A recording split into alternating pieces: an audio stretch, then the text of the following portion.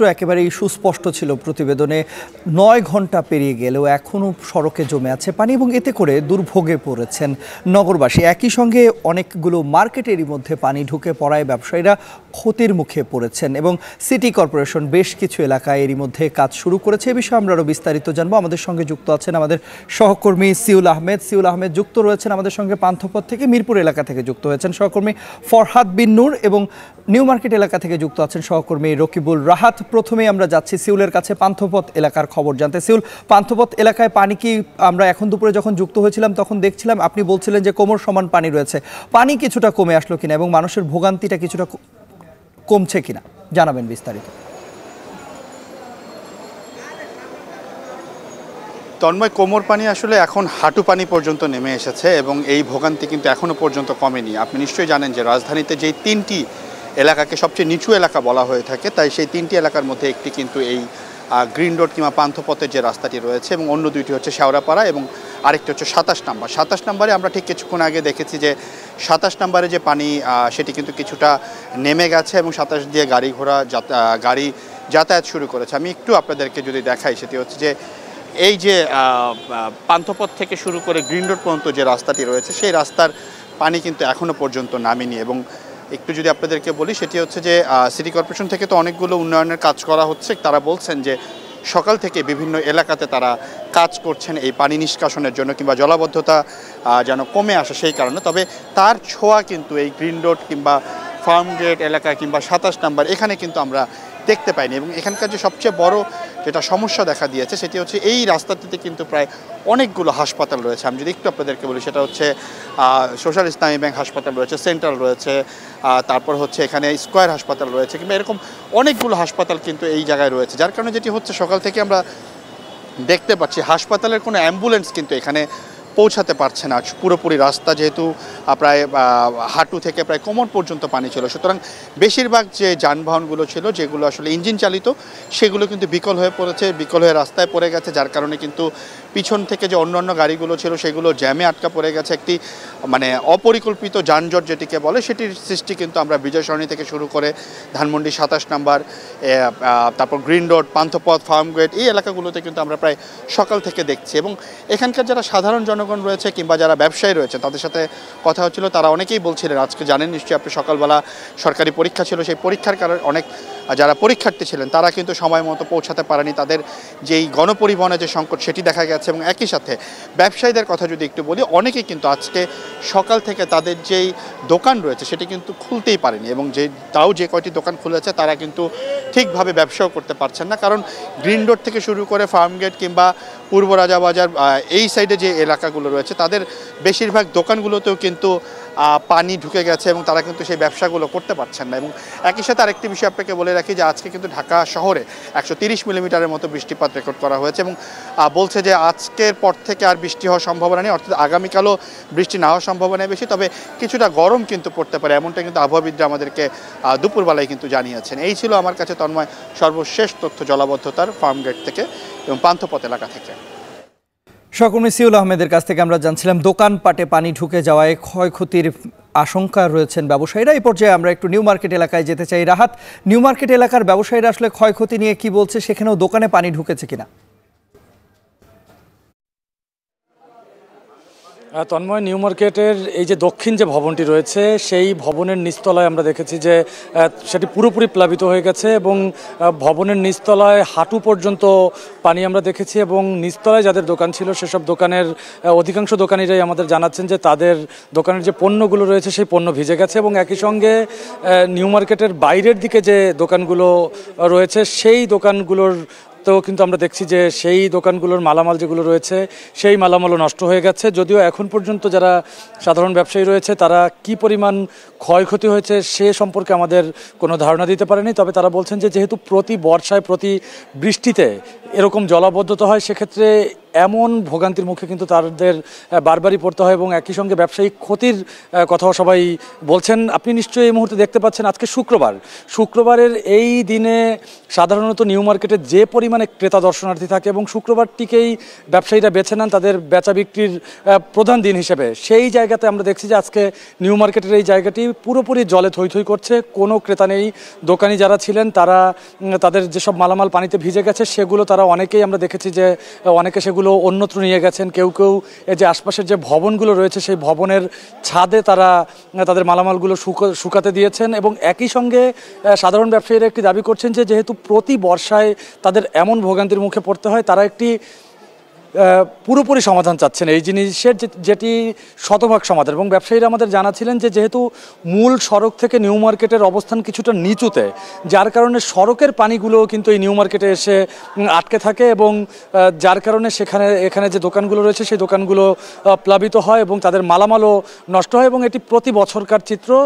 তারা গত বেশ কয়েক বছর ধরে এখানে যারা ব্যবসায়ী সমিতি রয়েছে তাদেরকে এই সমস্যা নিরসনে আহ্বান জানিয়েছেন এবং একই সঙ্গে সিটি কর্পোরেশনের পক্ষ থেকেও, ঢাকা দক্ষিণ সিটি কর্পোরেশনের পক্ষ থেকে বেশ কিছু উদ্যোগের কথা আমরা শুনেছি। এবং গত বেশ কয়েকদিন আগে মেয়র তাপস কিন্তু বলেছিল যে এই নিউ মার্কেট থেকে পানি নামার যে রাস্তাটি রয়েছে সেই হাজারীবাগ বিজিবির যে জায়গাটি রয়েছে সেখান দিয়ে হাজারীবাগের দিয়ে যে পানিটি নামার পথ, সেই পথটি তিনি ঠিক করে দিবেন, অর্থাৎ জলাবদ্ধতা যেন না হয়, এখানের পানিগুলো যেন খুব দ্রুত সময়ের মধ্যে নেমে যেতে পারে, সেই ব্যবস্থাটির কিন্তু তিনি একটি প্রতিশ্রুতি দিয়েছেন। যদিও আমরা এই বর্ষায়ও দেখছি না যে তার কোনো ধরনের সেটির সমাধানে কোনো কাজ করা হয়েছে।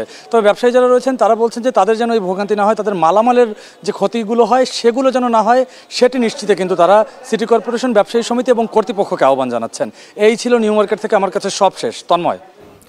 এ পর্যায়ে দর্শক আমরা মতিঝিলে যেতে চাই, সহকর্মী জাহিদ হাসান রয়েছেন। জাহিদ, আমরা ভোগান্তির কথা শুনছিলাম সহকর্মী রকিবুল রাহাত এবং সিউল আহমেদের কাছ থেকে।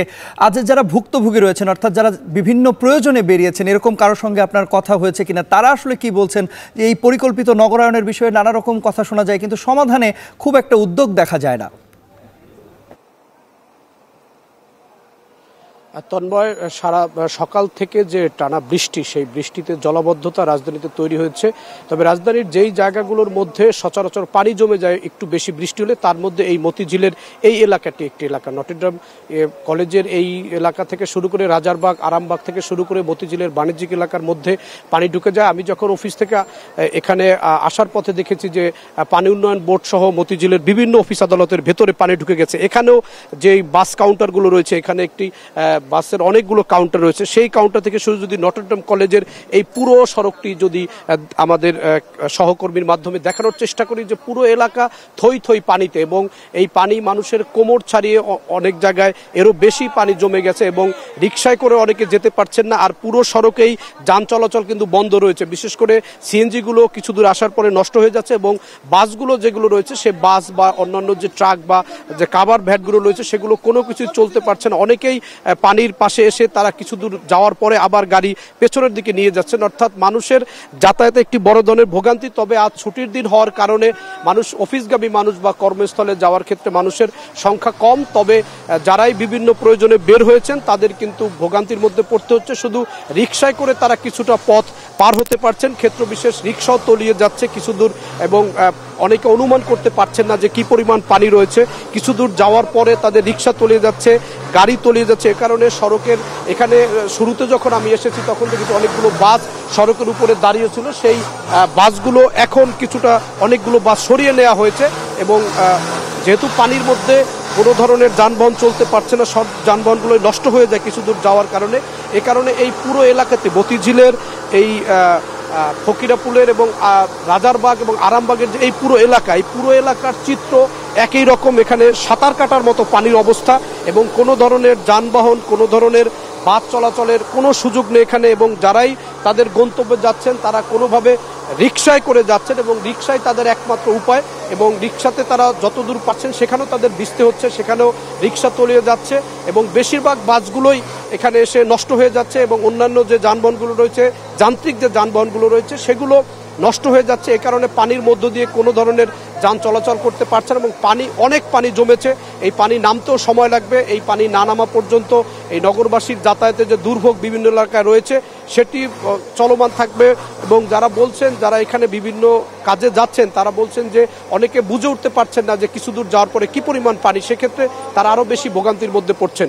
তন্ময়, এ পর্যায়ে জানবো মিরপুরের খবরাখবর। আমাদের সঙ্গে যুক্ত আছেন সহকর্মী ফরহাদ বিন নূর। ফরহাদ, জানাবেন যে মিরপুর এলাকায় পানি নিষ্কাশনের জন্য সিটি কর্পোরেশনের কোনো তৎপরতা চোখে পড়েছে কিনা?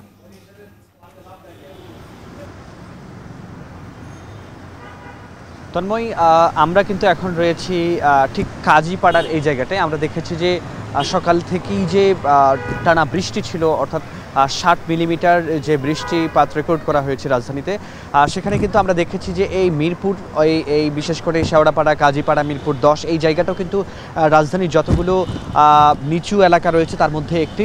এবং আমরা দেখেছি যে এখানে প্রায় হাঁটুর উপরে আসলে এখানে পানি ছিল এবং কোমর পর্যন্ত প্রায় কোনো কোনো জায়গায় এখানে আসলে জলাবদ্ধতা তৈরি হয়। এবং আমরা এখন যে জায়গাটিতে রয়েছি ঠিক কাজীপাড়ার এখানে কিন্তু আমরা দেখছি যে এই জায়গায় আসলে পানি কিছুটা নেমে গিয়েছে, তবে যেখানে আমরা রয়েছি সেখানে আমরা এখনও দেখছি যে এই জলজটের কারণে আসলে মানুষের কিছুটা ভোগান্তি পোহাতে হচ্ছে। তবে দুপুর নাগাদ ঠিক যেভাবে আসলে এখানে পানি একেবারে প্রায় কোমর পর্যন্ত ছিল সেটি কিন্তু কিছুটা এখানে নেমে গিয়েছে। এবং আমরা আসার পরে আসলে সিটি কর্পোরেশনের লোকজনকে আমাদের এখানে চোখে পড়েনি সেভাবে। এবং পানি নিষ্কাশনের ব্যাপারে এখানে স্থানীয় যারা বাসিন্দারা রয়েছেন তাদের সঙ্গে আমরা কথা বলেছি। তারা কিন্তু বলছেন যে যে বিশেষ করে আষাঢ় শ্রাবণ মাসে যে বৃষ্টিপাতের যে সময়টিতে, এই সময়টিতে তো এমনিতেই আসলে স্বাভাবিকভাবে অল্প বৃষ্টি হলে এখানে আসলে জলাবদ্ধতার সৃষ্টি হয়। তারা বলছেন যে স্থানীয় লোকজন বলছেন যে এখানে সিটি কর্পোরেশনকে এই আষাঢ় শ্রাবণ মাসের কথা মাথায় রেখে আসলে এখানে স্থায়ী সমাধানের জন্য জলাবদ্ধতা নিরসনের ব্যাপারে সিটি কর্পোরেশনের প্রতি তাদের আহ্বান যে তারা যেন এটি দ্রুত সেভাবেই করে কাজ শুরু করেন। এবং আমরা কিন্তু ব্যবসায়ীদের সঙ্গেও কথা বলেছি। আমরা এখানে দেখেছি যেসব দোকানপাট রয়েছে সেসব দোকানপাটেও কিন্তু বৃষ্টির পানি ঢুকে গেছে। এখনও অনেক দোকানের পানি নিষ্কাশন করা সম্ভব হয়নি এবং অনেকেই এখনও পানি নিষ্কাশনের কাজ আসলে করছেন। এবং আমরা এখানকার লোকজনের সঙ্গে কথা বলেছি। তারা কিন্তু বলছেন যে এই যে জলাবদ্ধতাটি, এই জলাবদ্ধতার কারণে মানুষের যে দুর্ভোগ, তারা আসলে এক জায়গা থেকে আরেক জায়গায়, বিশেষ করে এই এলাকার লোকজন যারা আজকে সরকারি ছুটির দিন হবার কারণে যাদের যারা বের হয়েছেন তাদেরকে কিন্তু আমরা দেখেছি যে বেশ ভোগান্তি নিয়ে রিক্সা, তারপরে বাস কিংবা অন্যান্য যানবাহন সব কিছুতেই কিন্তু একটি যানজট সৃষ্টি, অর্থাৎ জনভোগান্তির সৃষ্টি হয়। তবে আশার বিষয় হচ্ছে যে যেই জায়গাটি এখানে কিন্তু পানি কিন্তু খুব দ্রুতই কিন্তু এই মুহূর্তে আমরা যেটি দেখছি যে একটু আগেও এখানে হাঁটু পরিমাণ পানি ছিল, সেটি কিন্তু কিছুটা এখন কমে গিয়েছে। তো তন্ময়, এই ছিল আমার কাছে রাজধানীর কাজীপাড়া থেকে সবশেষ। সহকর্মীদের মাধ্যমে আমরা জানছিলাম রাজধানী ঢাকায় জলাবদ্ধতার কারণে যে নগরবাসীর ভোগান্তির কারণ হয়েছে, সেই ভোগান্তির চিত্রের কি অবস্থা রয়েছে সেই অবস্থা এবারে আপনাদেরকে জানাতে চাই। রাজধানী ঢাকার বাইরের